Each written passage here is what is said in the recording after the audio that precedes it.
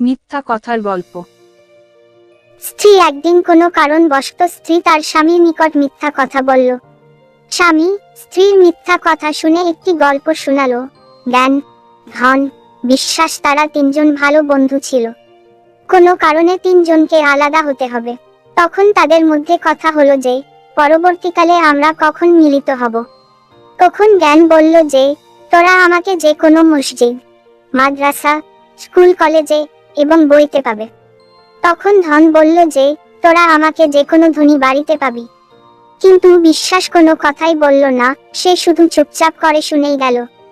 তখন দুইজনে তাকে প্রশ্ন করলো, কি রে, তুই চুপ কেন, কিছু একটা বল। তখন বিশ্বাস বলল যে আমি যদি একবার চলে যাই তাহলে তোরা আমাকে আর খুঁজে পাবি না।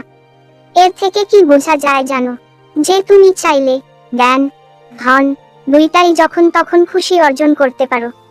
কিন্তু বিশ্বাস এমন একটা জিনিস, একবার হারিয়ে গেলে তুমি আর অর্জন করতে পারবে না।